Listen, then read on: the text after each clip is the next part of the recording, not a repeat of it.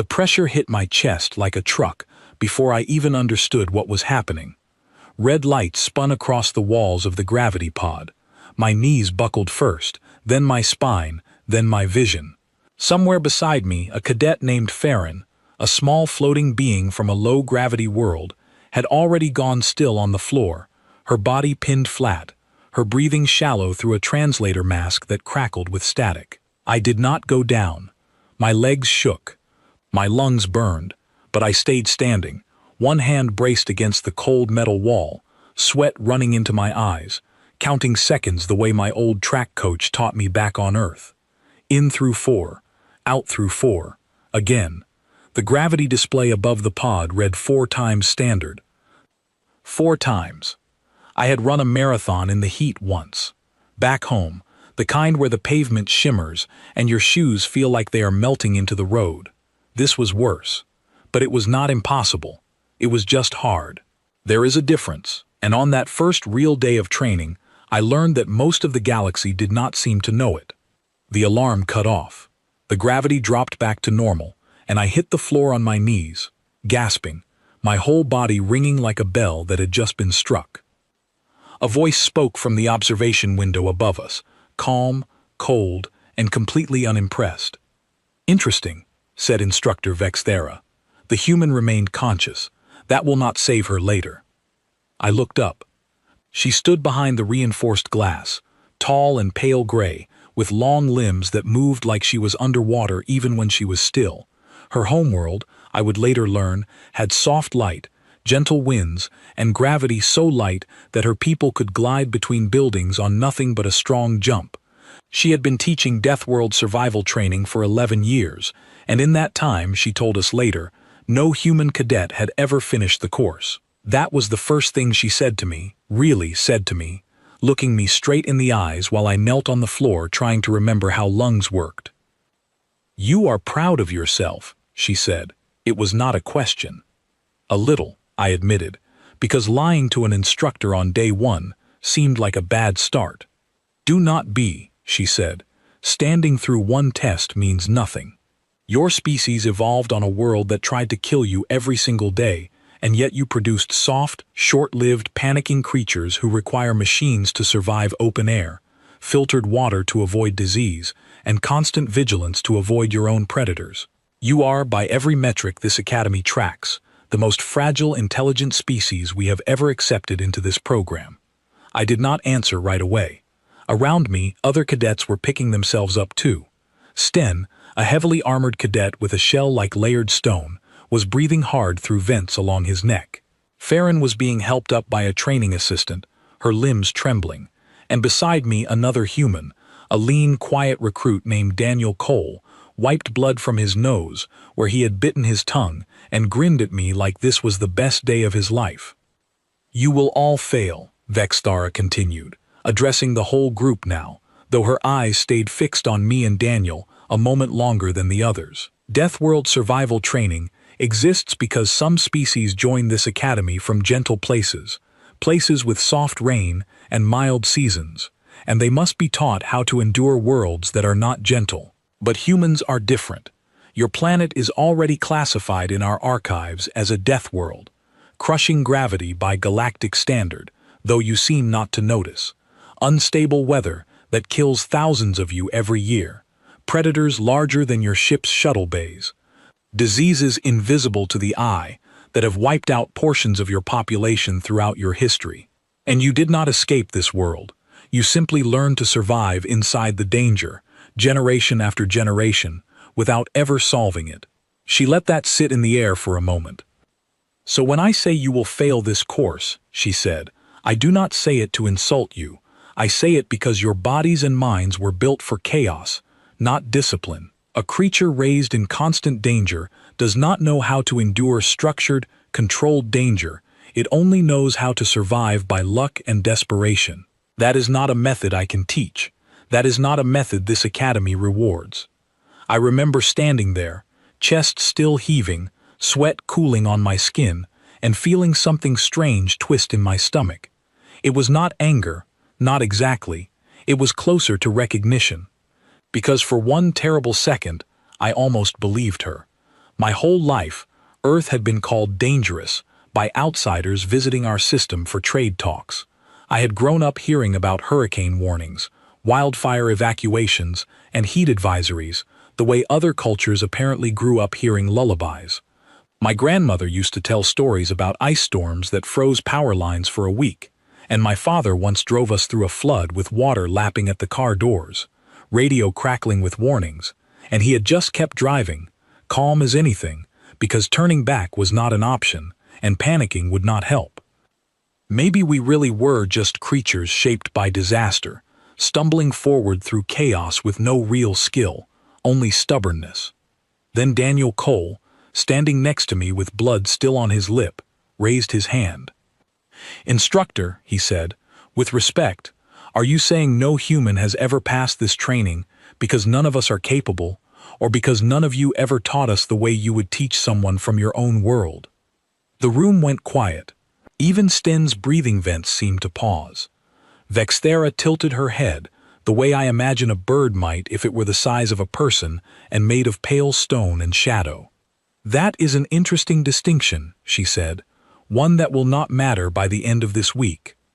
She turned and walked from the observation window without another word, her long coat trailing behind her like smoke. The room slowly came back to life. Cadets began murmuring to each other in a dozen languages, some translated through devices clipped to their collars, some not needing translation at all. Farron drifted closer to me on small repulsor pads built into her boots, her enormous dark eyes blinking slowly. "She has said this to every human class," Farron said quietly, her voice soft and airy through her translator. "My older sibling attended this academy 5 cycles ago. The instructor said the same words to the humans then. None of them finished." "What happened to them?" I asked. "They did not fail because they were weak," Farron said. "They failed because they gave up believing they could pass. She makes you doubt yourselves before the real trials even begin. That is the true first test." I looked over at Daniel, who was still smiling, though there was something sharper behind his eyes now, something that had not been there a few minutes earlier. "Doubt is not the same as truth," he said, mostly to himself.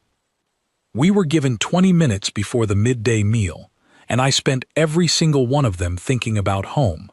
Not the wildfires or the floods or the ice storms, though those thoughts came too. I thought about my mother, who worked 12-hour shifts on her feet and still made dinner every night without complaint.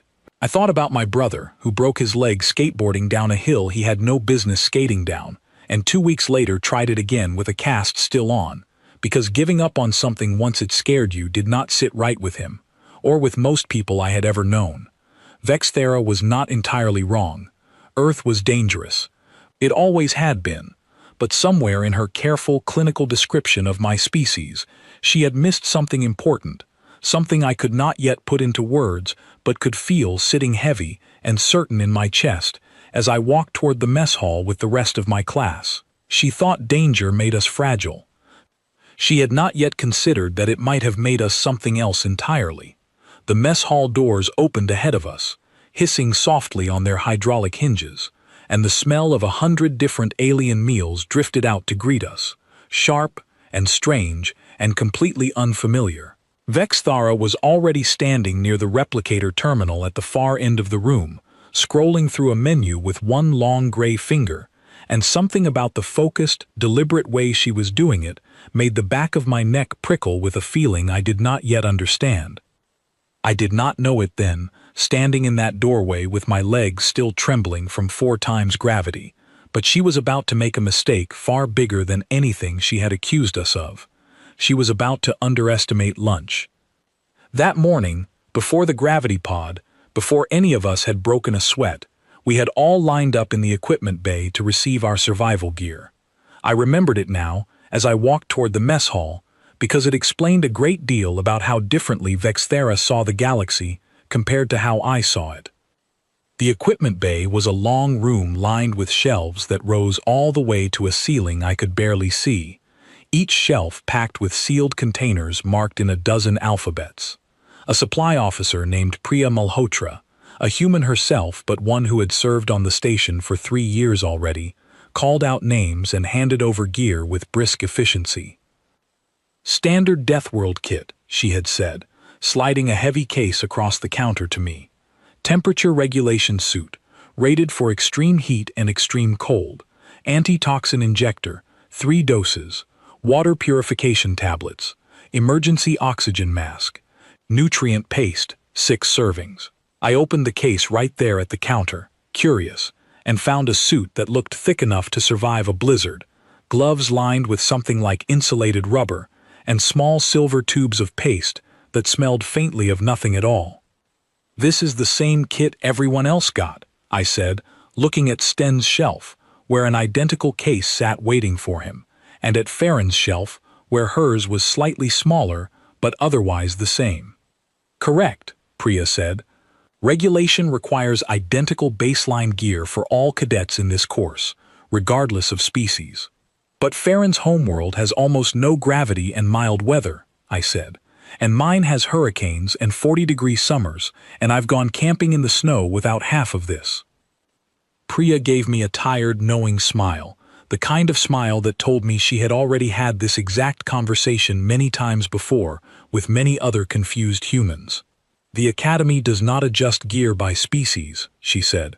"Regulations are written for the average recruit, and the average recruit did not grow up doing what you just described as casually as you described it. Trust me, most cadets in this program have never willingly stood outside in bad weather in their entire lives. Their homeworlds do not really have bad weather, not in any way you would recognize." I thought about that while I latched my case shut. Farron drifted past me a moment later, her repulsor boots humming softly, and I noticed her hands trembling faintly as she opened her own case. "This suit," she said, holding up the thick temperature regulation layer, "is heavier than anything I have ever worn. On my world, we do not wear clothing meant to fight the air. The air has never fought us." "You'll get used to it," Daniel said, appearing beside us with his own case already slung over one shoulder like it weighed nothing. "Will I?" Farron said, and it did not sound like a question so much as a quiet, honest doubt. Sten, meanwhile, had barely opened his case at all. His species came from a heavy, rocky world with thick, dense air, and his natural shell already handled most of what the suit was designed to protect against. He tapped the case shut again with one armored knuckle and looked over at me with something like curiosity. "Your world," he said, his voice a low, grinding rumble that the translator smoothed into something almost gentle. "The instructor called it a death world in the briefing files before class even began. I read the entry last night. It listed severe storms, extreme temperature swings across regions, predatory wildlife, including creatures capable of killing a grown human without effort, and diseases that historically killed in the millions before your medicine advanced enough to stop them." "That's about right," I said. "And you grew up there," Sten said. "Not in a shelter, not underground, on the surface, in the open air, exposed to all of it. Most of us did. Yeah." Sten was quiet for a long moment, his large dark eyes studying me the way you might study a piece of machinery you were not sure how to operate. "I do not understand why the instructor believes this makes you weak," he said finally. "On my world, we consider a creature that survives constant danger to be dangerous itself, not fragile. A predator raised among predators does not become soft, it becomes efficient." I did not have an answer for him then. I only shrugged, because I did not yet fully believe it myself, not the way I would come to believe it later. We had moved from the equipment bay to the gravity pod testing not long after that, and from the gravity pod straight to the walk toward the mess hall, where Vexthara now stood at the replicator terminal, still scrolling through options with that same slow, deliberate focus. The mess hall itself was enormous, built to serve dozens of species at once, with different serving lines branching off toward stations designed for different biologies. One line served only liquid nutrients pumped directly into sealed containers for cadets whose bodies could not process solid food safely. Another line served meals kept at near-freezing temperatures for cadets whose homeworlds ran cold. A third line, tucked toward the back, served what the station database simply labeled Earth cuisine, And it was toward this line that Vexthara now walked, still tapping through the replicator menu with obvious intention. I felt Daniel's elbow brush mine. "She's not eating from her own line," he said quietly. "No," I agreed, "she's not." We slowed our pace without quite meaning to, watching as she stopped in front of the Earth Cuisine terminal and began scrolling through entries with a kind of focused curiosity I had not seen from her before. Not once. Not even during the gravity pod test, when she had watched us struggle without a flicker of real interest. Farron drifted up beside me, following my gaze toward the instructor. "What is she doing?" Farron asked. "I think," I said slowly, watching Vexthara's long gray fingers stop on one particular entry and hover there. "I think she's about to make a point." Around the mess hall, other cadets had begun to notice too. Conversation dimmed in patches as heads turned toward the replicator terminal where our instructor stood, still scrolling, still deciding, her expression unreadable in the way that all of her expressions had been unreadable to me so far. I did not know yet what she had found on that menu. I only knew, from the particular stillness in her posture, from the way her shoulders had gone very slightly rigid, that whatever she had found, she considered it important enough to prove a point in front of an entire room of cadets who were already primed to believe her every word. Daniel leaned closer, his voice barely above a whisper. "You don't think she's actually going to eat something from our line, do you?" I watched her tap the screen once, confirming a selection, and the replicator hummed to life with a soft mechanical whir. "I think," I said, "she's about to try to prove that even our food is dangerous." "Is it?" Daniel asked, and there was something in his voice that was almost hopeful, almost daring the universe to make this interesting. I thought about the meal database on Earth, about every wild, unnecessary, gloriously extreme thing my own species had invented in the name of flavor, tradition, or simple stubborn pride. Contests where people ate the hottest peppers grown on the planet just to see who would cry first. Dishes designed specifically to make grown adults sweat, gasp, and reach for milk. Entire cultural traditions built around foods so intense that outsiders often assumed they were a form of punishment rather than a Tuesday night dinner. "Depends," I said quietly, watching the replicator terminal finish its work, a small tray sliding forward with a dish I could not quite see from where I stood. "Depends entirely on what she picked." The tray finished assembling with one final soft chime, and Vexthara reached down and lifted it, turning to face the room, her pale gray features composed into something that almost looked like satisfaction. She had chosen something red. Bright, deep, unmistakable red, glistening faintly under the mess hall lighting, and even from across the room, even without the translator flashing a warning on my collar device, some old instinct in the back of my mind recognized exactly what kind of red that was. It was the kind of red that Earth kitchens used as a warning label. And Vexthara, who had spent the entire morning explaining in calm, careful detail exactly why my species was too fragile, too chaotic, and too poorly built to survive real danger, was holding it in her hands like a trophy, walking it toward the center of the mess hall where every single cadet in the room could watch her take the first bite. The dish itself was simple to look at. A dark stew, thick and glossy, with strips of something soft resting on top and a scattering of small red peppers cut into thin rings across the surface. I recognized the shape of those peppers immediately, because I had grown up with a version of them, a slightly milder cousin, sitting in a jar on our kitchen counter that my father used sparingly, always with a warning, always with a glass of milk close by just in case. The database label on the replicator, which flashed briefly on the wall display for anyone watching, read simply, "Extreme human cuisine, high capsaicin content, consumption discouraged for non-adapted physiologies." Vexthara set the tray down on the long central table where the instructors usually ate, in full view of every cadet still filing in from the corridor. She did not look at the label. I do not think she needed to. I think she had chosen it precisely because of the label, because somewhere in her mind, this dish represented everything she believed about my species distilled into a single meal. Dangerous, unnecessary, Proof. "Cadets," she said, her voice carrying easily across the now quiet hall, "gather here a moment." We gathered, slowly, uncertainly, the way you approach something you suspect might be a trap, but cannot quite resist watching anyway. Sten's heavy footsteps thudded against the floor plating as he moved closer. Farron drifted just behind my shoulder, her repulsor boots humming softly.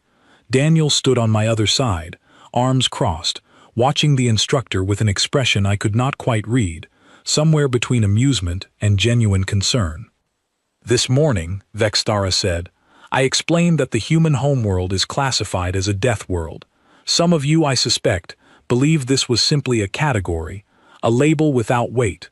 I would like to demonstrate otherwise." She gestured to the tray in front of her. "This meal originates from human cuisine.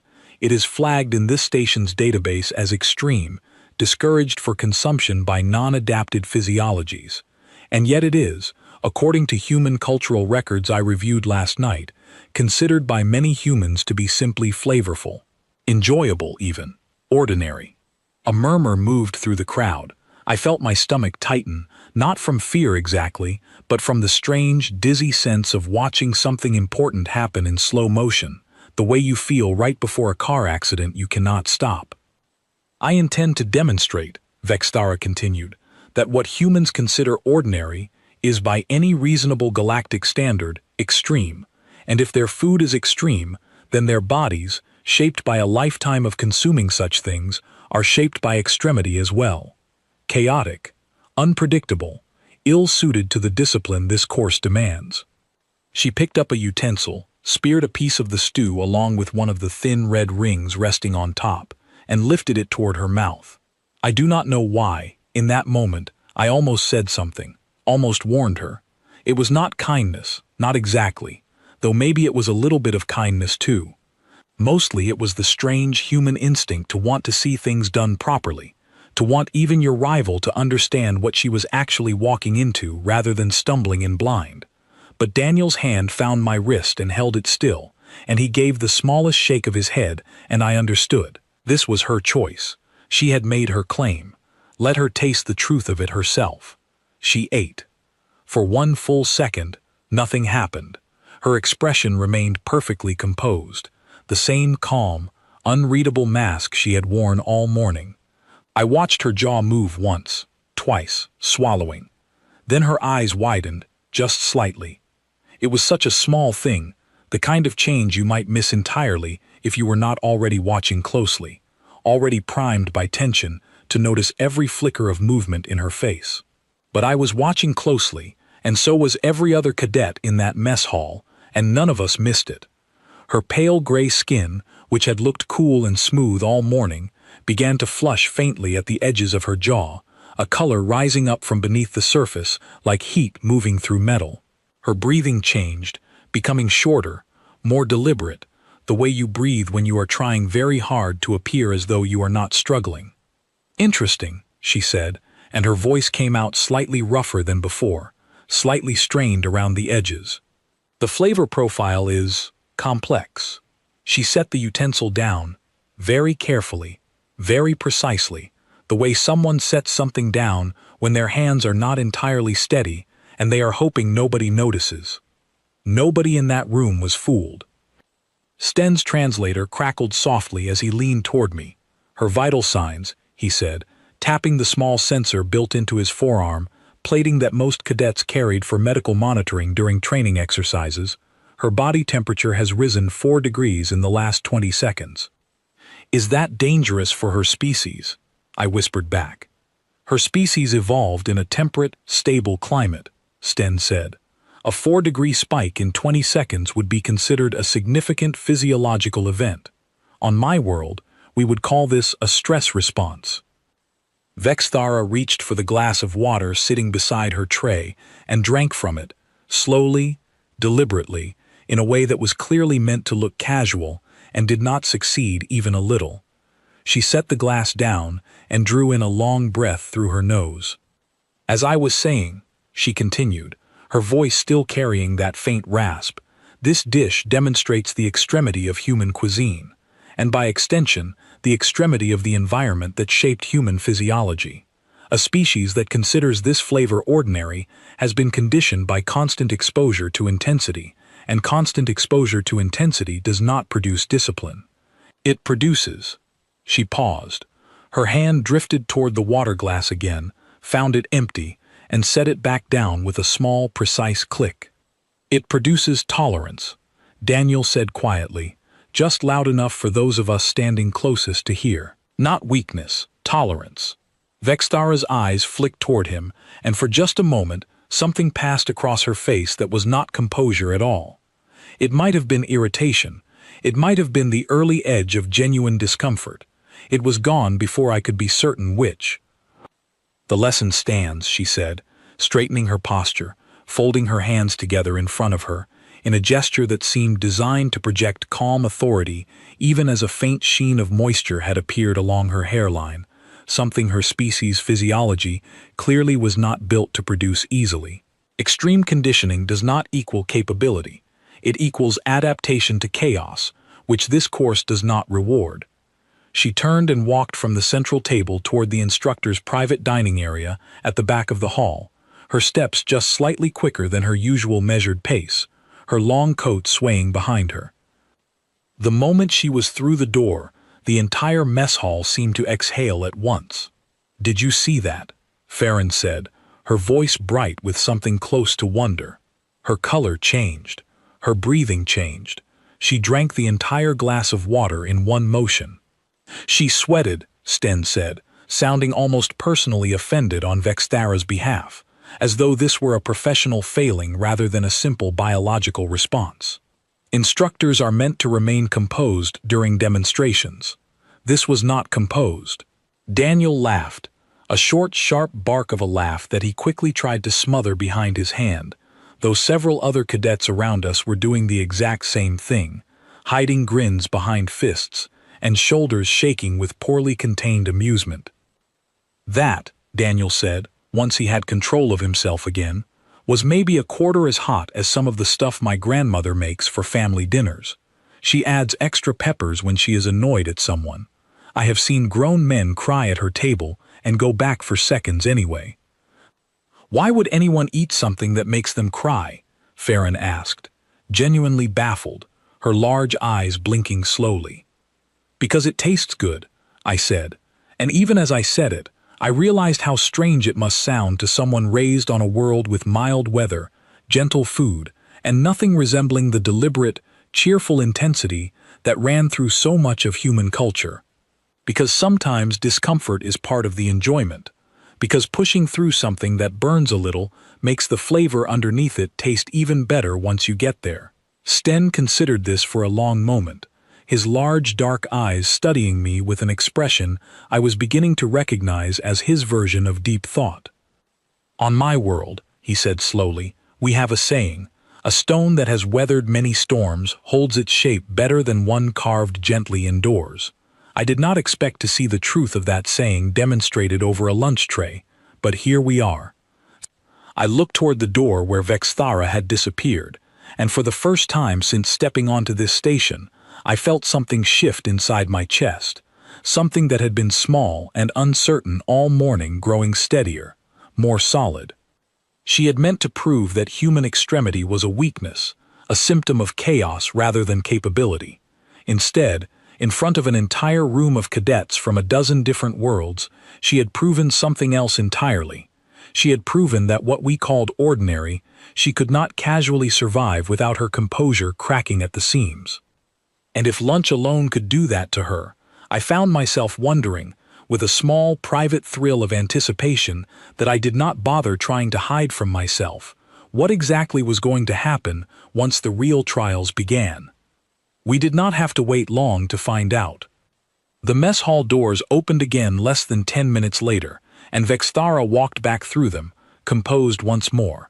Her color returned to its usual pale gray, her breathing even, her expression as unreadable as it had been at the very start of the day.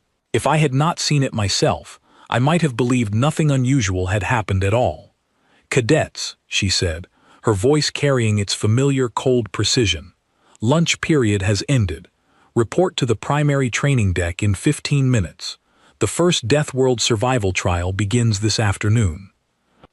She paused, and her eyes swept across the room, lingering, just for a moment, on me and Daniel and the small cluster of human cadets standing near the center of the hall. "Do not mistake one meal for a pattern," she said.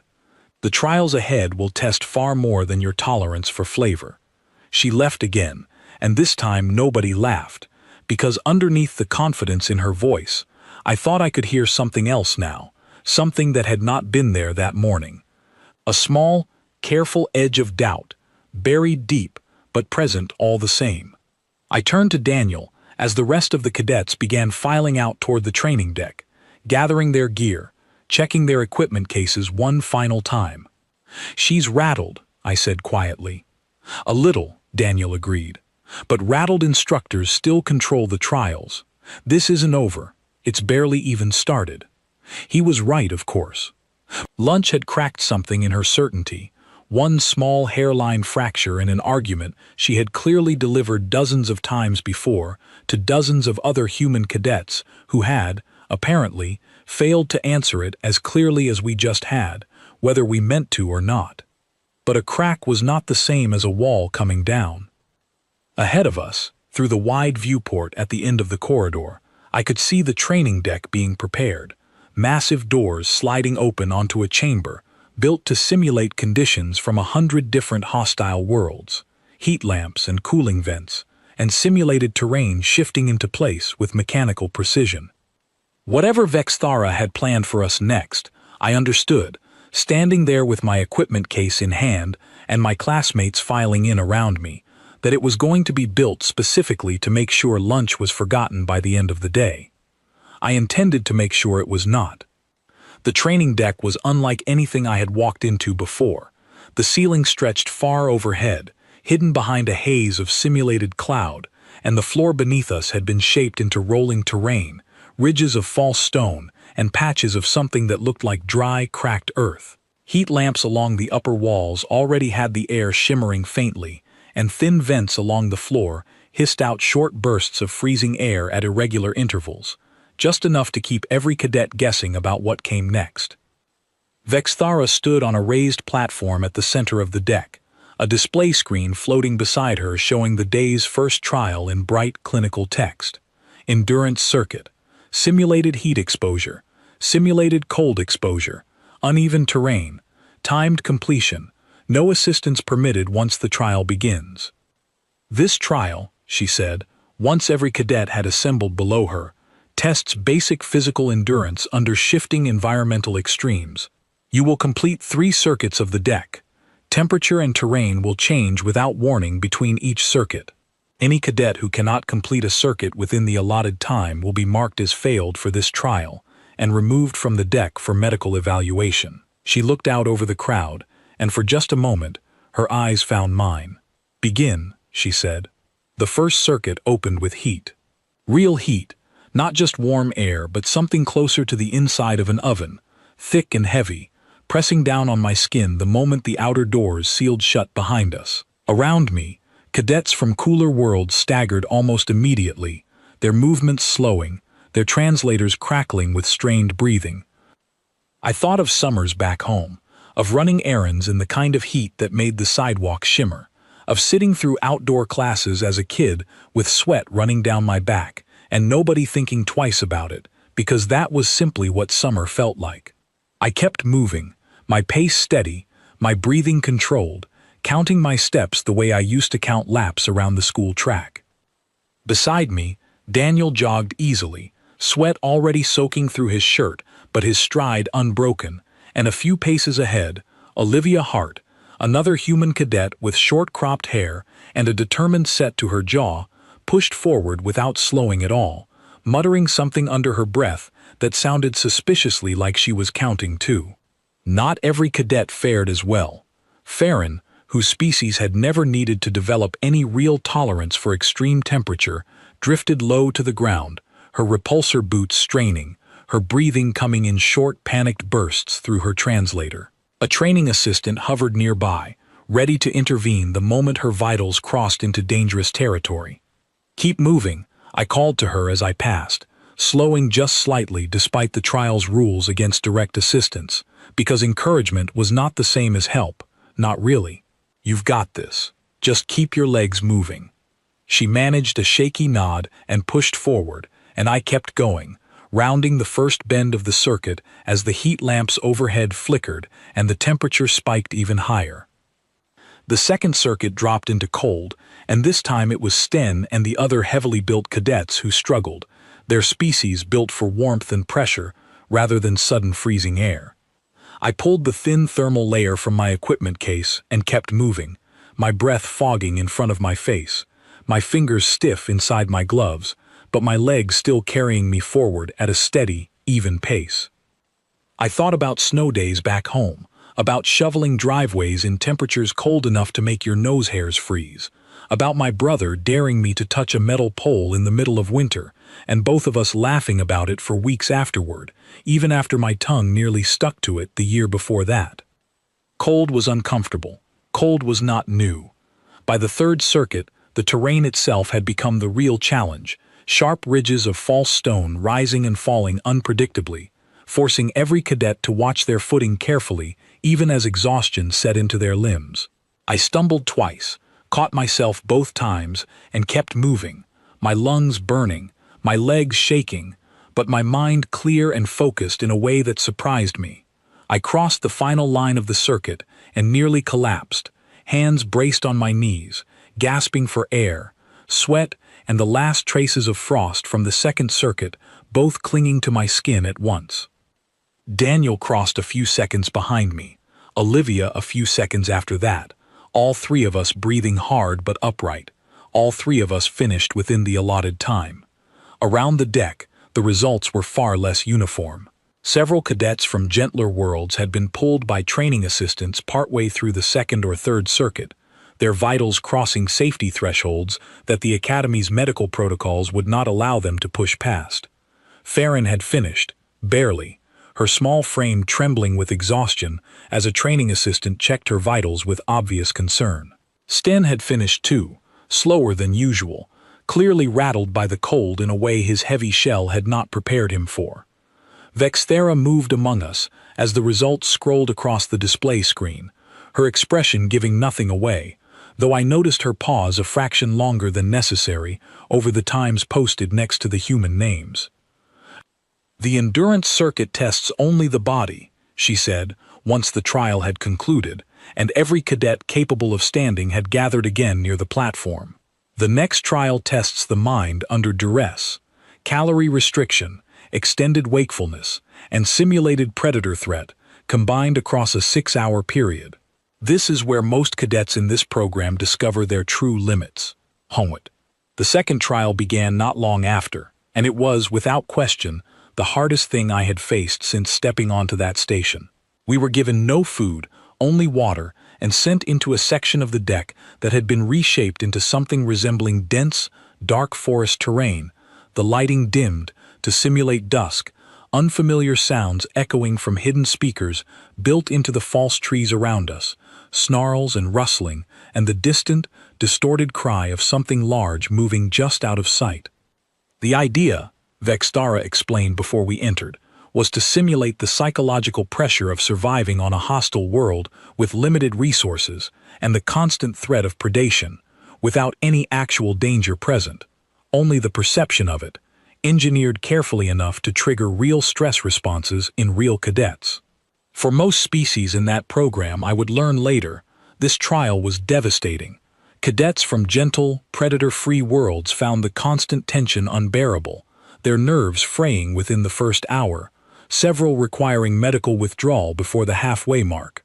For me, and for Daniel, and for Olivia, it felt uncomfortably, strangely familiar. I had grown up watching nature documentaries about the animals that still occasionally wandered too close to rural towns back home, had listened to my grandfather's stories about nights spent camping with nothing but a thin tent between him and the sounds of the wilderness outside, had learned, somewhere along the way, without ever really thinking about it, how to sit quietly with fear instead of letting it control me. We moved carefully through the false forest, sticking close together, sharing water in careful, measured sips, listening for the pattern beneath the artificial sounds designed to unsettle us. By hour 4, my stomach was a hollow ache, and my thoughts had gone slow and heavy with hunger, but I kept moving, kept my breathing steady, kept reminding myself that discomfort was not the same as danger, no matter how convincingly it was dressed up to look like one.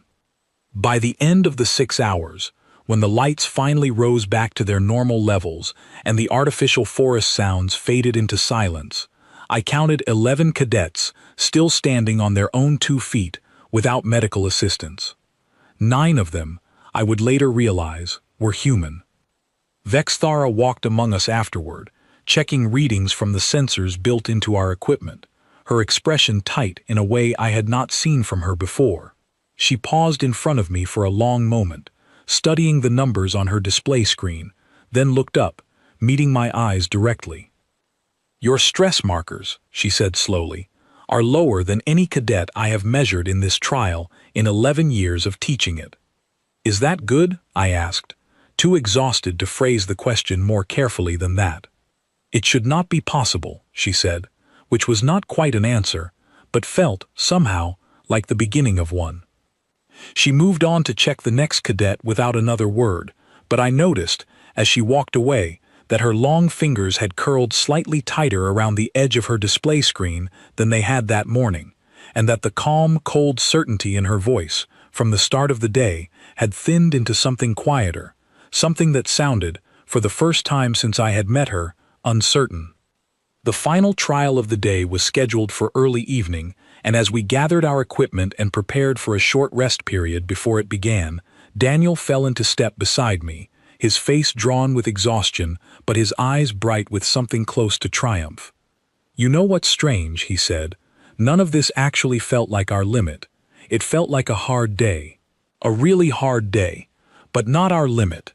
I thought about that, about the marathon in the heat, about the flood my father drove us through, about ice storms and skateboard falls, and grandmothers who cooked food hot enough to make grown men cry, and then reach for seconds anyway.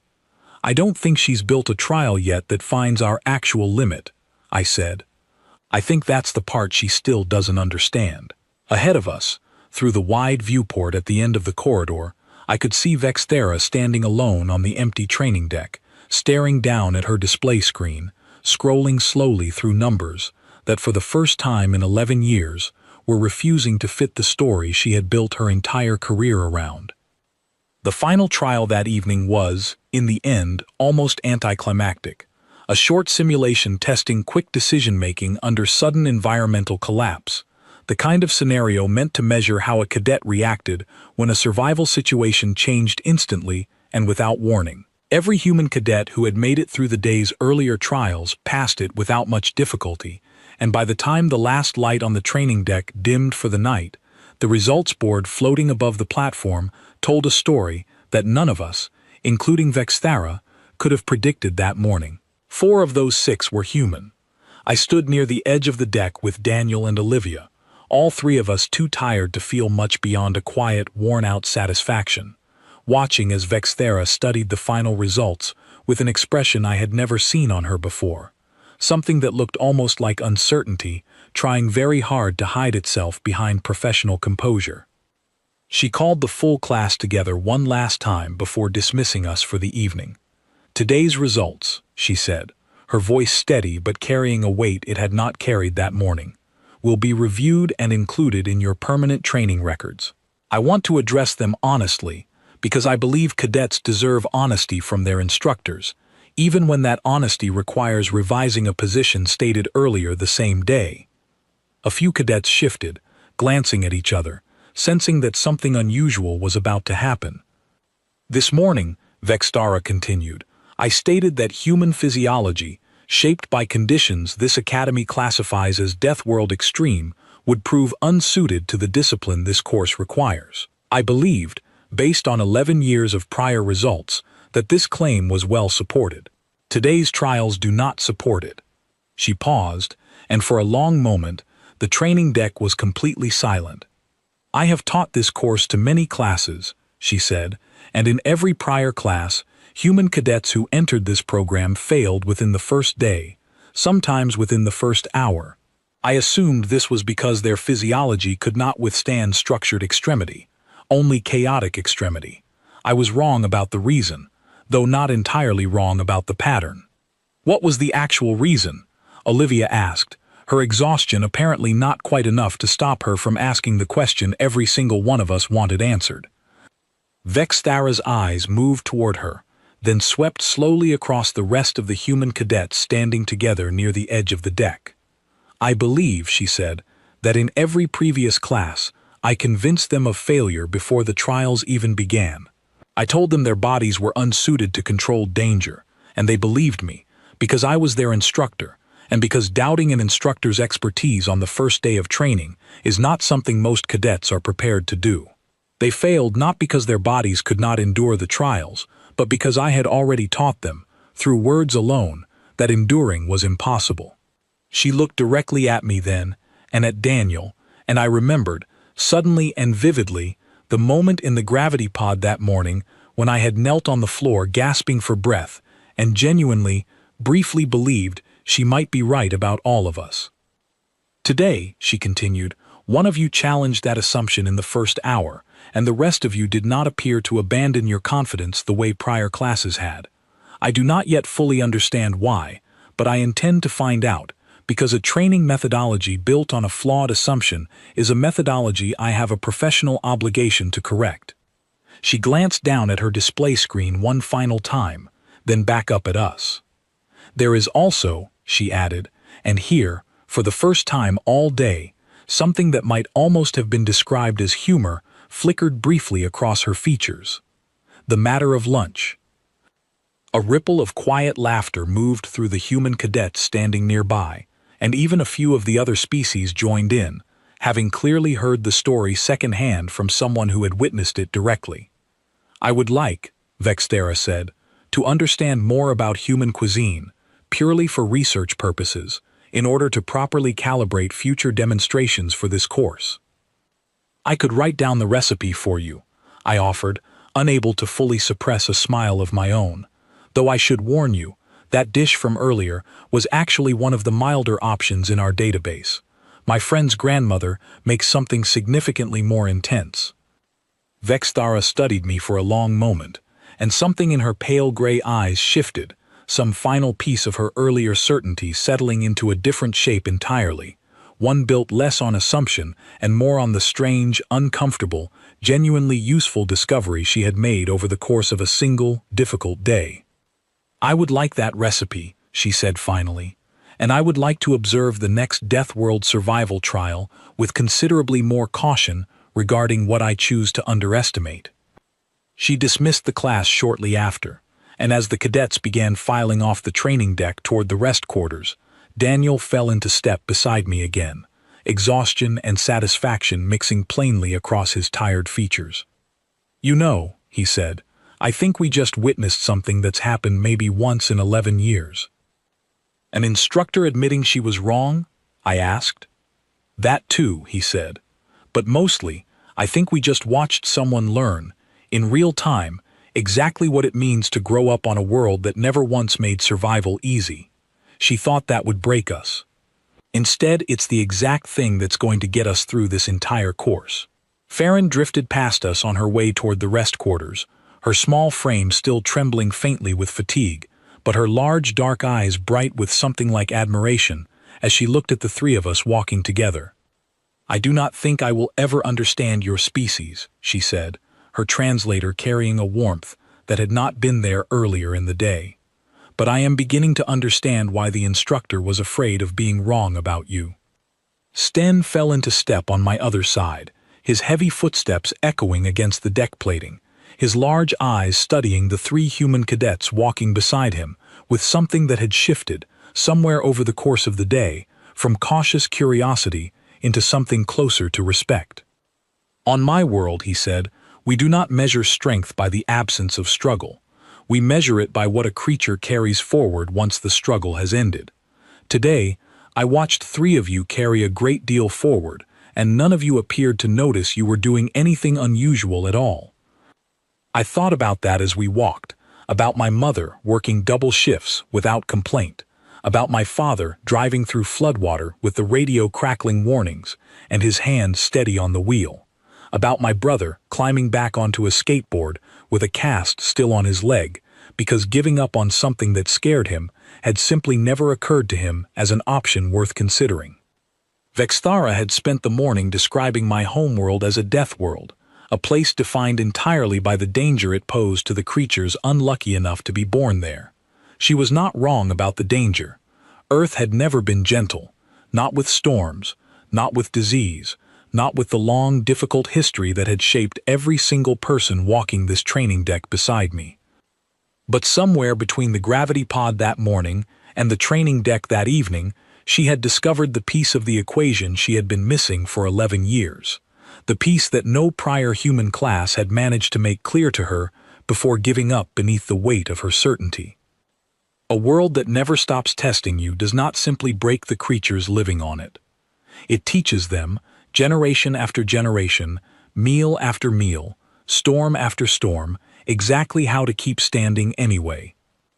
And somewhere on this station, in a database now flagged for further review, sat the recipe for a dish that had, in less than one bite, cracked open 11 years of careful, confident assumption. I made a mental note, walking those last few steps toward the rest quarters with my exhausted, satisfied classmates beside me, to make sure the next dish I introduced her to was just a little bit hotter than the last. Some lessons I had learned today were worth teaching twice.